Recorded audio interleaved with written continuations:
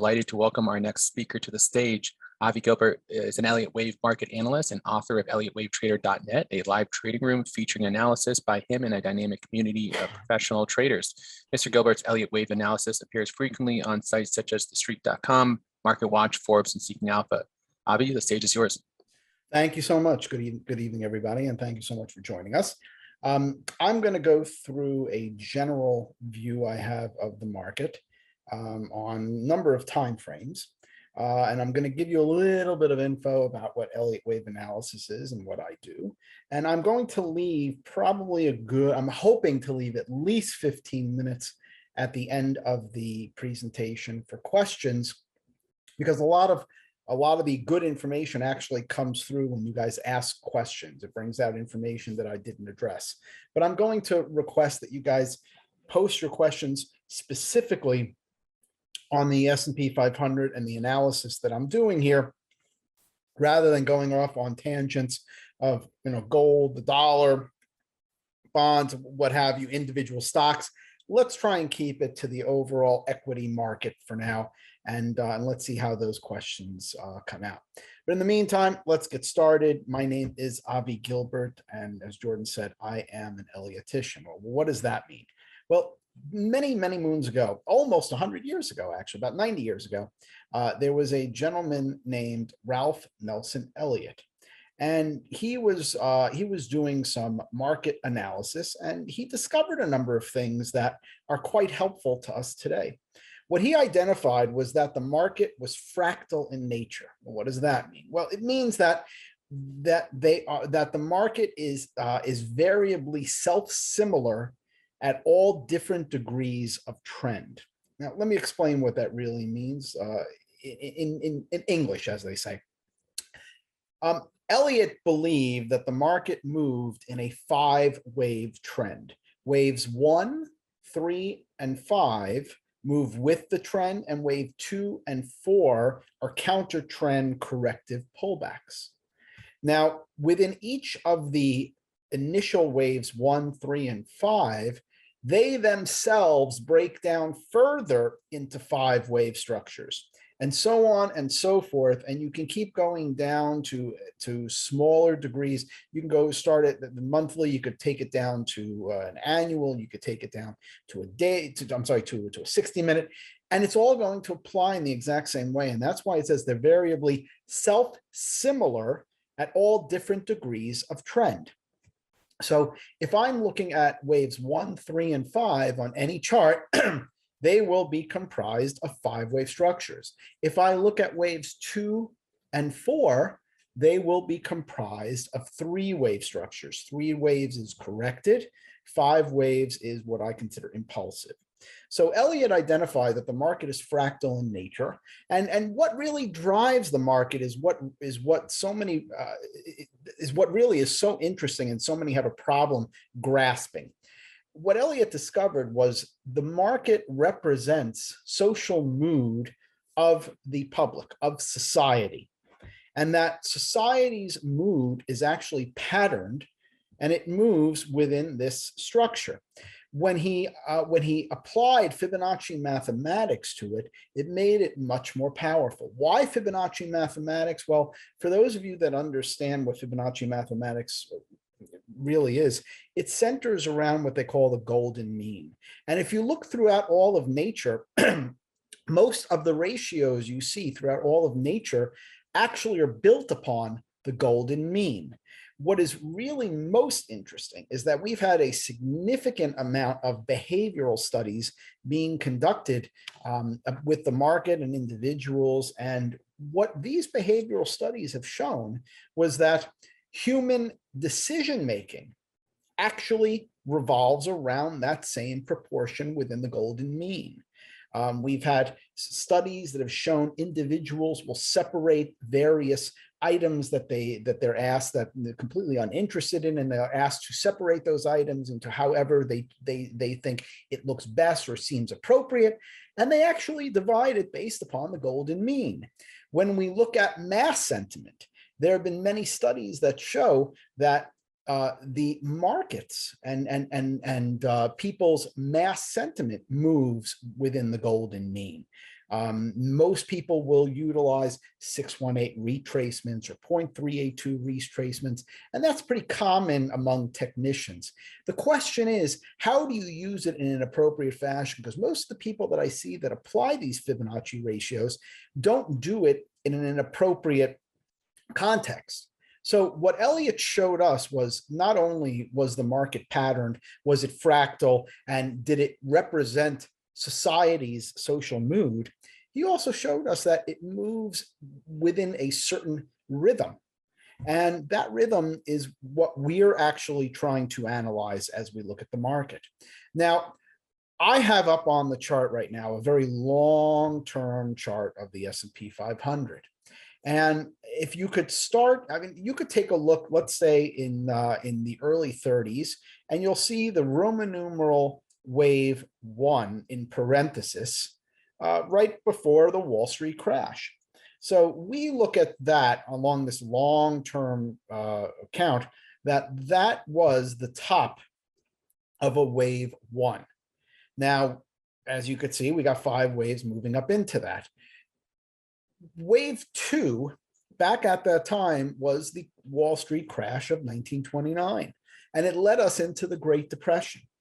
Now, if you see that crash, really, that wave 2 only lasted a couple of years. It was not very long. It was a very, very rapid decline, and it gave us our wave 2 correction rather quickly. And then it set us up for this multi-decade bull market. Now, I'm going to tell you something that still blows my mind. Back, I think it was around 1941, Elliott put out a public post, a public proclamation, whatever you want to call it, where he proclaimed the market was about to enter into a 70 or 80-year bull market. Now, I want you to consider the times that he was saying this. Elliott was saying this in the heart of World War II. World War II was raging around him. And Elliott came out and said, okay, great. I'm seeing now the opportunity. We're going to have a 70 or 80-year bull market. Now, ladies and gentlemen, to me, that was probably the best market call of all time, because no question about it, he absolutely nailed it. Now, as we're looking at that rally that Elliott called for, I want you to take a look at where Roman numeral 3 is at the top of the chart. See, we had wave 1, then we had wave 2 pull back into the Great Depression, and then we have this multi-decade bull market that's about to top out for the same Roman numeral wave degree of wave 3. Now, if you take that wave 3 apart, you'll see it also subdivides into a 5-wave structure. Wave 3 of that structure topped out, I think it was 2000. And that's when we had the dot-com top, dot-com bubble. And we rallied again into the 2007 housing bubble. And then we had our massive drop in 2008 into 2000, early 2009. And as you can see, that was what we called, we classified that as Roman numeral 3 and Roman numeral 4. We topped at Roman numeral 3 at the dot-com bubble. And then we had basically it was a 10-year sideways move for wave 4. And as you could see, it was labeled ABC, 3-wave correction. And right now, we are in the process of completing the final 5th wave within that larger degree wave 3 in paren that is related to, we're topping out from wave 3 after we completed wave 2 going into the Great Depression. So my analysis suggests that as we complete this wave 3 over the next 2 years, and I'll start going into it in the smaller degree, we'll move to a monthly chart next. I just wanted to give you the bigger picture of how I'm seeing this. As we move into this, my expectation is over the next 2 years, I intend we're going to be striking a major top. Now, if you look at the wave 4 in paren, you will see, again, ABC, and I think we're going to go relatively sideways. Now, if you look at wave 2 again, wave 2 was straight down. Elliott gave us something called the theory of alternation. The theory of alternation suggests that if wave 2 is basically straight down and fast, wave 4 is probably going to be very, very sideways, and it's going to be very, very long. It will alternate in the manner in which it takes shape relative to wave 2. So our expectation is the next major bear market can take us quite some time. In fact, there is potential it could take us 20 years. And that's what you're seeing on here. So if you're looking at this, yes, my expectation at this point in time is for a 20-year bear market. Well, let's move into where we are in the structure. Now, this, I want to just show you. Hold on a second. Let me go back here. You see this wave 4 here, where we start the end of the Great Recession, 2008, 2009, that Roman numeral wave 4. Well, that Roman numeral wave 4 relates to, let me get my charts up. There we go. That Roman numeral wave 4 relates to this wave 4 down here in 2009. So I'm now tracking that final 5th wave. Remember, we're 5 waves. A 5th wave is subdivided into 5 waves itself. So I'm now tracking this 5 waves off the 2009 low. And as you can see, 1, 2, 3, 4, and now we're in the 5th wave. Now, for those of you that thought that the March 2020 meltdown was the shortest bear market of all time, I'm going to tell you that's really not the case. We actually topped in this wave 3 off of this low earlier in 2018. And this entire, even though it made a higher high, and yes, corrections can't even make higher highs, believe it or not. We've seen it throughout market history. So this rally was actually a B wave within this ABC wave 4 structure. So this correction actually took approximately 2 years and not just 1 month that everybody thought. And that's why everybody was so surprised that we rallied right out of that. Well, if any of you had read my analysis at the time, we were calling for a low at 2,200 on the S&P 500. And the reason is it represented an ideal point of confluence where a number of calculations met, along with being the 0.382 retracement of wave 3. I'm not going to bore you with all the technical jargon and how we calculated it, but our expectation was the market was going to bottom at the 2,200 region and then begin a rally that was going to take us at least to 4,000, but more with an ideal target of 6,000. And when we wrote about that as we were approaching the bottom, everybody thought we were crazy. There's just no way. And the rally starts and everybody's waiting for the next shoe to drop. We weren't, because our view, our context for the market told us that was the end of the correction and we're ready to roll again. And that's one of the things that Elliott wave gives to us that I really haven't seen from any other methodology that I've ever learned. And it gives us market context. And that's why I was able to say in March of 2020, get ready, we're going to 4,000 plus, and everybody thought I was crazy. Well, the market context that Elliott Wave gave us made it quite clear what the market was doing and where we were heading. Right now, as you can see, I'm trying to track from the bottom of this 4th wave, I'm trying to track the final 5th wave up into this high. And as you can see, we still have some to go. There's still some room to go, and I think it'll probably take us, maybe depending on how long this wave 4 pullback takes, it could take us into the end of 2023. It could push it into 2024. I'm really not certain on the timing specifics of it.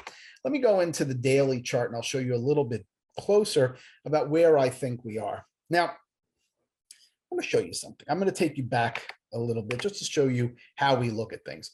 I did one of these, I did one of these presentations a while back, and I pulled one of the charts that I was using at the time.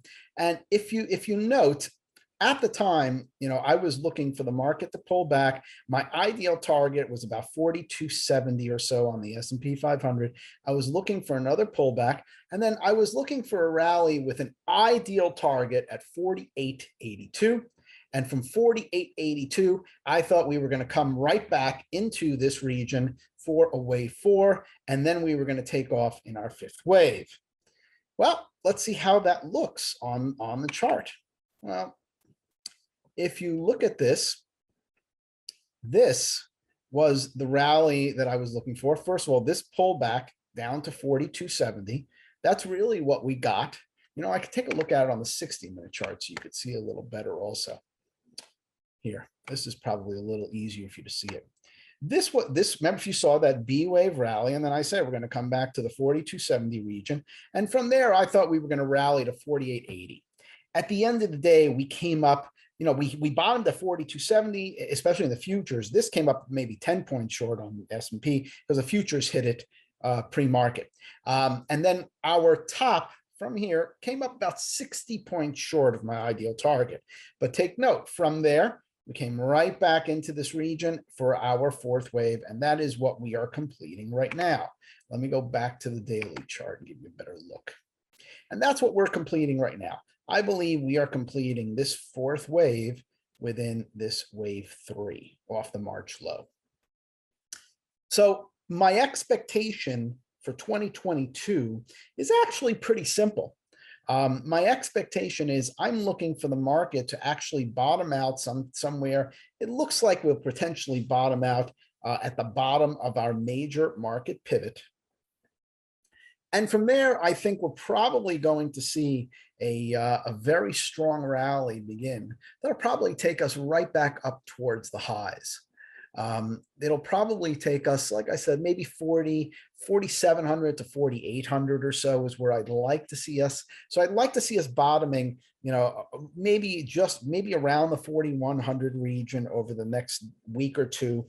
And from there, my expectation is to rally back to the highs, get another pullback in wave 2, and then off and running to 5,500. And that's the setup that we're seeing. And I have to tell you, the manner in which the market has been moving through our progression, something we call Fibonacci pinball, the manner in which this market has been moving since the March bottom has been almost perfectly textbook. Off the low, we had, remember, wave 1 is going to be 5 waves itself. That 5-wave structure exhibited an almost perfect Fibonacci pinball structure internally, where the waves had certain relationships with each other based upon Fibonacci mathematics, and they hit them almost perfectly off the low. The only thing that was not perfect was that this wave 2 was much more shallow than what we normally see during a 5-wave structure. Normally, you see a wave 2 pullback minimally to the 0.382 retracement of the prior wave 1. Oftentimes, it can go as deep as the 618. It can go as deep as the 618 retracement. Here, in the fall, we only pulled back to the 236 retracement, and that just set us up to melt up. And for those of you that were reading my articles at the time, as we were moving into 2021, I was looking for a major market melt up. And when we came into 2021, we were at about 3750, and I said my ideal target is going to take us first to the 4,440 to 4,600 region. And that was right here. We topped at 4,454. I said, we're going to come back and we're going to pull back to 4,270. And then we're going to rally up towards that 4,900 mark, the 4,882, which we came up 60 points short of. Now, why did I have these expectations that followed through so well? Well, what our Fibonacci pinball structure tells us is that when you have your initial 1-2 structure in place, your wave 3 of 3, I'm sorry, this way, I'm just going to do this degree. The wave 3 of wave 3 will often target your 1.0 to 1236 extension. So you'll target this region for your wave 3 of 3. You'll then pull back into the 618 to 764 extension, which is what we call our major market pivot. Normally, when the market moves through this pivot and comes into the 1.0 to 1.236 extensions, it then pulls right back to the 618 to 764 extension. That is exactly what we are doing right now. Now, at the same time, I want you to take a look at how oversold this market is. We are not as oversold as the March 2020 low. That was a record level of being oversold. But if you look at prior instances of significant market sell-offs, you will see back here at the end of 2018, you will see we came down right back down to the support region that I see the MACD normally take us to. When we pulled back to this point, it set us up for over 1,000-point rally off there. We are now at the same level of being oversold on the S&P 500. What is even more interesting is if you look at the NASDAQ, especially the NASDAQ futures, the NASDAQ futures are now hitting the same level of oversold that was struck in March of 2020. And what happened after March of 2020? We rallied like a bat out of hell and we did not stop. Ladies and gentlemen, that is what I'm expecting here. Once we complete this downside structure that we are in the midst of, and I think it can complete within the next week or two, I think you're going to see the market turn up and turn up very strongly. And I think it can definitely support another 1,000-point rally. Now, if you notice where we are right now we're at 4,300. Even if we go to 4,100, my expectation is we're going to 5,500. The technicals have reset and the bearishness in the market has reset to the extent that it can now support a rally towards 5,500. And that is exactly what these fourth waves tend to do. They tend to reset sentiment. As the market pulls back, sentiment gets extremely negative. And what you do need is that extreme negative sentiment to now act as your contrarian signal for the market to be heading up in the opposite direction in a very strong way. And the same thing happens at market highs. When you get too bullish and the sentiment is too extreme on the bullish end, that's how you top. That's the simple nature of the market, ladies and gentlemen. The simple nature of the market tells us when you get too bullish, nobody else to buy, market moves in the other direction. When you get too bearish and there's nobody else left that's going to sell, well, at that point in time, market's going to move in the other direction. And based upon the extreme nature of being oversold that we're seeing on so many different charts, I think the reversal is going to be quite strong. So if you watch these daily charts, most of the people out there are probably just regular investors. You're not day traders and you're not doing small term trades. I know we have about 8,000 members on our services, and about 70% of them are just long-term investors, and maybe 30% of them are short-term traders, but 70% of them are long-term investors. And if you're a long-term investor, you're looking at this daily chart. And what I'm going to suggest to you is allow them, this is a great buying opportunity. And once you allow the market to bottom out and turn right back up, once you see that MACD turn positive again, that is probably going to give you a very strong indication that we are absolutely ready now to be heading to 5,500. You will likely still see this wave 2 retracement after we complete a rally back up to the highs. You'll see that wave 2 retracement. I don't know how deep it's going to be just yet, but the way I'm showing it right now, this posture that I'm showing, it's not terribly deep, and I don't think it's going to be terribly deep because it has to project up towards the 5,500 region. Now, when we do our analysis, it's not that I'm just slapping numbers onto a chart and letters onto a chart.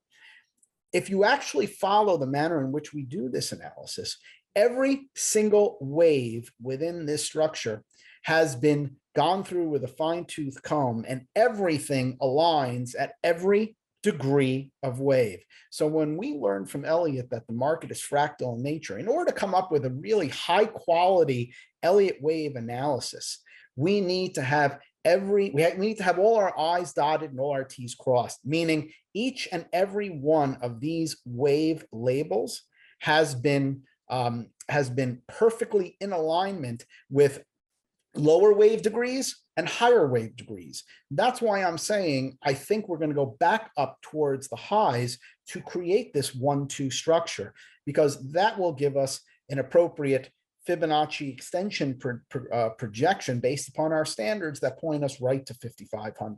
So in a very, very simple way, I will just explain, and then I could start taking questions pretty early. I will simply explain that I'm looking for this pullback to probably complete over the next week or two is my guesstimate. And from there, once you see us rallying back up towards the highs again, the next pullback will probably be your last opportunity to start buying for the rally that I expect to 5,500. And you know, the reason I have this expectation is because this chart has been money for many, many, many years. It has given us turns almost to the penny. For example, you know, my target on the wave 4 pullback that we got in March 2020 was 2,200. I think we bottomed at 2187 or 2188. I think I was off by about 12 or 13 points. But throughout this entire progression, every single target has been just about hit. I think our biggest miss was that we missed by that 60 points off of that 48.82, and we only came up to about 48.20 or so. I think that may have been our biggest miss so far. So that 60 points was our biggest miss when you consider that that rally that we were expecting was approximately 600 points from 42.70 to 48.82, 610. We got about 550 of it out of that 610. So for now, I think we've been handling this pretty well. My expectation is for this to continue to follow the chart as it's been laid out for us for quite some time. So I think I can stop here and start taking some questions. Excellent presentation, Avi. Can you hear me okay? I can hear you. Fantastic. Well, we've got a lot of questions. So let's see here. Well, so we've covered what will drive the market up. What is the you kind of cover this too, but what is the S&P going to do in the next 30 days? I think you've kind of highlighted that. Is there anything else you would want to touch there? No, like I said, I think we can push lower one more time, but I'm not expecting too much more. I'm looking for maybe one more spike down to 4,100, maybe even slightly below it, and then a very strong reversal. Okay, excellent. Our next question is: was the recent decline in the markets the mini crash, mini crash, or correction you were expecting came earlier, or is it still to come in February? No, it came a little bit earlier than I expected, but it's basically along the same lines of what we were expecting. You know, whenever you get a C wave down within a wave 4, those are why you call them mini crashes. I'll tell you, this wave 4 here, guys, into the March bottom, that was a C wave. So, you know, these C waves are what really changes, you know, everybody's outlook on the market. The C waves exhibit a significant amount of bearishness, and that's really what allows you to then bottom and turn back in the other direction really strongly. We are now involved in a C wave, and we're trying to complete that C wave. And as you can see, everybody is quite bearish around us. I mean, I'm hearing talk of, you know, we're going down to 3,500, we're going down to 3,000. I mean, I'm hearing some crazy stuff. But, you know, right now, my expectation is I think we should be bottoming soon. And then I think we're going to be turning up quite strongly in the first quarter. And by the end of the first quarter, I think we're going to be all set up to rally to that 1618 extension in the 5,500 region, probably hit it around the end of 2022 into early 2023. But I think the first quarter we'll see bottoming and then a rally to set up the major next bull market phase that I'm expecting into the end of this year. Excellent. Our question for you next is: does wave 5 of 3 not happen if SPX breaks down below 4,000 in this counter trend pullback? Well, I mean, between me and you, we can get down even to the 3,700 region and still head up to the 5,500 region. Not my expectation, but it is still it's within the realm of possibilities. I don't think it's highly probable. I think what is more probable is we will probably bottom out soon somewhere at the bottom of our market pivot. Thank you. Our next question is: what percentage of the time does Fibonacci pinball method correctly predict target prices? That is a very good question. When you're involved in waves 1, 3, and 5, I mean, it is like printing money trading it. The problem comes into corrective waves 2 and 4. Elliott explained to us that waves 2 and 4 are the most variable structures within the market. So when you have corrective structures, you often get a lot of whipsaw. And that's what we're seeing right now. In fact, a C wave, which is what we're in right now to complete this ABC wave 4, a C wave takes shape as 5 waves. And I'll show you guys this here. Let me show you this on the 60-minute chart. So we're in a C wave right now.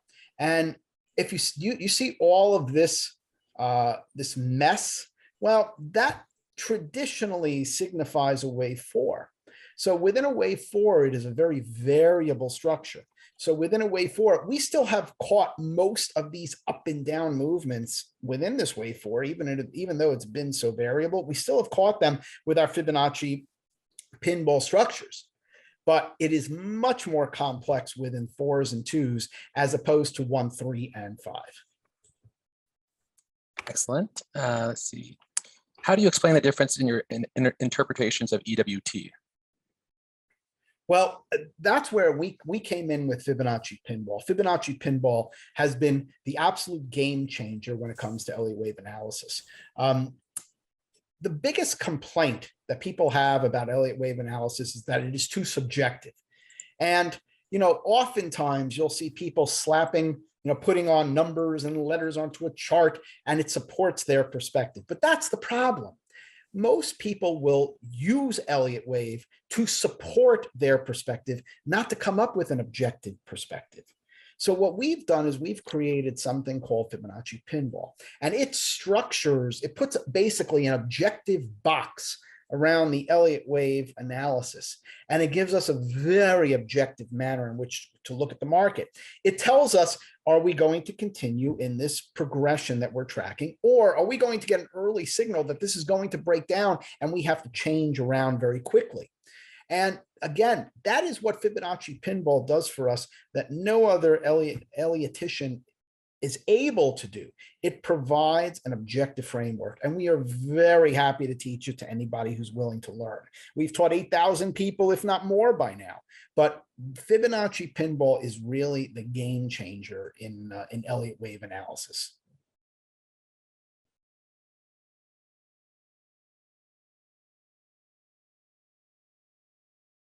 Did I lose you guys? Avi, can you hear me now? I was just talking to myself. I apologize. Yeah. Excellent response there. So our next question is there any sectors you would emphasize on this next move up? If you want to answer that, or we can. Yeah, I'm not going to go into sectors right now because that's going to take us down a rabbit hole. So I'm going to leave that alone for now. Okay, excellent. I've seen some timing cycle work that has had since early November that has waved down, was due to end and near wave February 2nd. It sounds like your work is now converging around that same time as well. So essentially they're saying, are you looking for the wave down around early February as well? Like I said, I think over the next week or two, I think it's feasible to get a bottom to this pullback already over the next week or two. Okay, let's see here. Do you think we're going to stay away from leverage ETFs? Let's see here. Okay. So how do you calculate your Fib points? Can you give a specific example? Sure. Wave 3, once you have the first wave and second wave in place, you can now calculate your entire 5-wave structure rather clearly. Wave 3 of 3 will often target the 1.0 to the 1236 extension. Wave 4 of 3 will pull back to the 0.618 to 0.764 extension. And then wave 5 of 3, if it's short, it takes you to the 1382. Normally, wave 5 of 3 will take you to the 1618 extension of waves 1 and 2. Wave 4 will then take you back to the 1.0 extension of waves 1 and 2. And then wave 5 takes you up usually to the 1764 to the 2.0 extension. And I'll even take you through that right here. Like I said, you have wave 1 and 2 off the March low. Wave 3 of 3 took you right into the middle of the 1.0 to the 1236 extension. We're coming back now into the 618 to the 764 extension in wave 4. And now wave 5 of 3 to finish off wave 3, my expectation is the 1618 extension, which is in the 5500 region. After that completes, I'm looking for an almost 20% pullback for wave 4, which takes you to the 1.0 extension of waves 1 and 2. And from there, we go up to the 1764 to the 2.0 extension for wave 5. That's the general gist of Fibonacci pinball. Excellent. Excellent. I just want to make sure I wasn't on mute there. All right. So our next question is, Avi, in this current correction, what level would the S&P need to break for you to say that the count is incorrect and that January 22 4800 level top was the top? I'll be honest with you. I see that this top as being the top is probably less than 10%. I'm just going to say it like that. The chances that this top has been the top. Now, I could say the next high we hit, when we go to 5,500, that there is potential for that to complete the entire rally.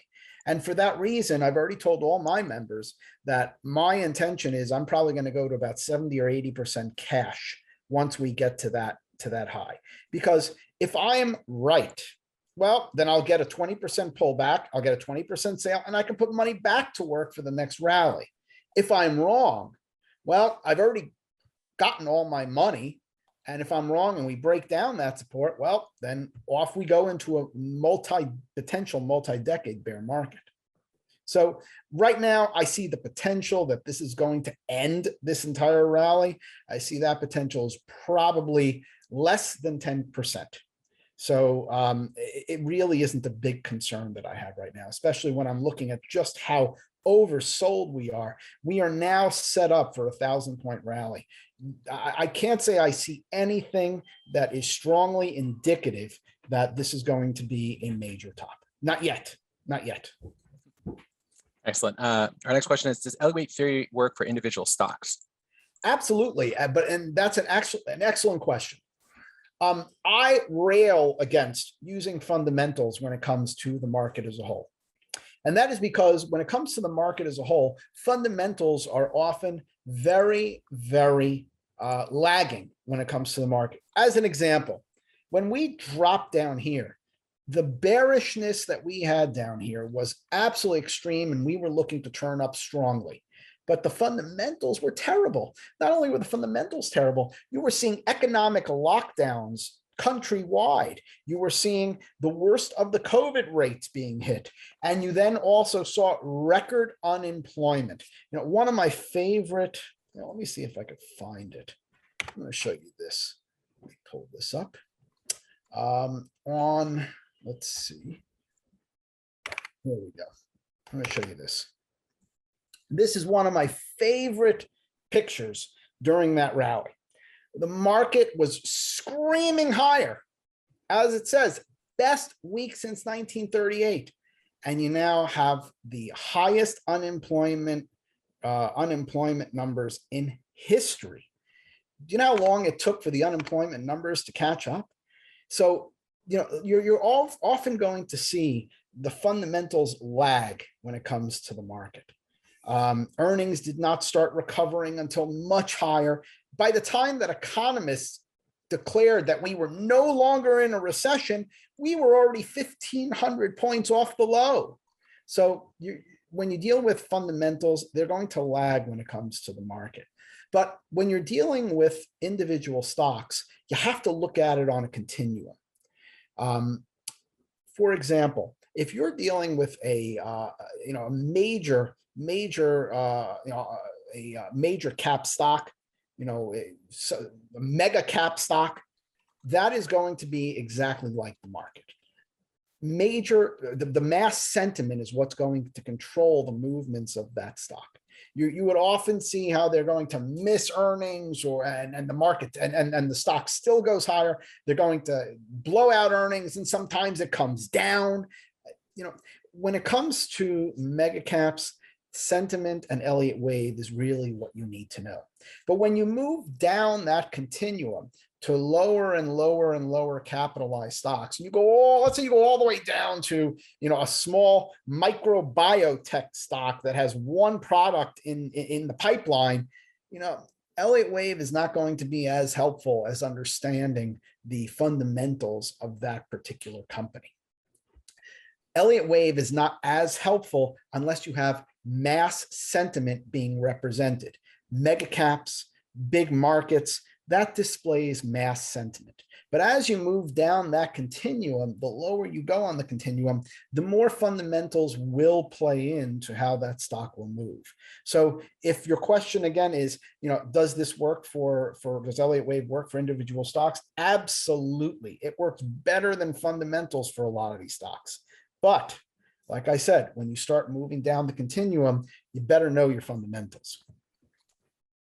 Very well answered, of course. And we've got a time for a question or two left. Is your software automatically drawing Elliott waves, or do you have to specify what you consider top and bottom for it to draw them? Oh, I wish I had an automated way to do this. Believe me. It's one of the things we have in the hopper is to program this based upon our perspectives of how to apply Elliott wave analysis. But we've been so busy, we just have not had an opportunity to get there. But no, I do all of this by hand. Wow, that's a lot of work. Yeah. All right, let's see here. You mentioned NASDAQ 2 at the beginning. Is the S&P scenario more or less equivalent for the NASDAQ 2? NASDAQ, I have some questions about whether or not the next rally can be all of its fifth wave. So that's why I'm going to go back and say, after the next big rally into the end of 2022 or early, maybe into the first quarter of 2023, my intention is to go significantly to cash, because there are some segments of the market that potentially will complete their major topping there. Okay. Can Fibonacci pinball be applied to ETFs and options? It absolutely, I apply it to ETFs all the time.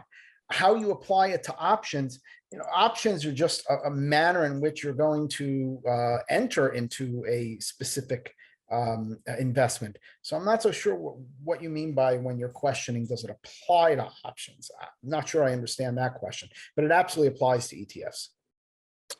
Excellent. Okay, I got a question or two left. Let's see here. Based on your chart, I see the possibility of entering a major correction by the end of this year. Did I read your chart correctly? Well, that's what I have been saying. I'm looking for a rally up to 5,500, followed by what could be a 20% correction, 15 to 20% correction. So yeah, once the next rally completes, I'm looking to come back to 4,600. Excellent. All right, this is a great, I think a great question for the final of the event here. Douglas writes in, when you say that 5,500 could be the top, is that because you have an alternate Elliott wave count, or because a fifth wave failure is possible? Well, it's because I guess I'm a little more conservative than most. When I start buying into a pullback, like I said, I'm going to go back here and I'll show you, use this as an example. When you start coming down into what you believe is to the bottom of the third wave of the C wave, I will start buying my initial positions that I want for the next rally at the bottom of the third wave, because sometimes the market doesn't give us the full 4-5 and it truncates here. So I start buying as a habit, this is part of my own trading plan. I will start buying at the bottom of the third of the C wave, because sometimes the market doesn't always give us that final move. And I do the same thing on the upside. Oops, sorry. Do the same. Let me go back a second. And I do the same thing on the upside. So when we get to the top of that third wave, I'm just doing my standard trading plan. And that is, once we get to the top of the third, I will start exiting most of my positions, because you know what? Once you start getting up into this zone, there is potential that you could be wrong, and that is all you're going to get on that rally. I don't want to be a bag holder. I can always get back in lower, but that is just what experience has taught me for my own trading and investment plan. Excellent. Well, that is all the time we have for today. Avi, it's a real pleasure. You've been a long-standing partner and speaker of the Money Show events, and by the questions here, I know our audience really appreciates it. So thank you so much for your time and your insights on the markets. We look forward to seeing you at the next future Money Show. Thank you very much for having me. Have a great night.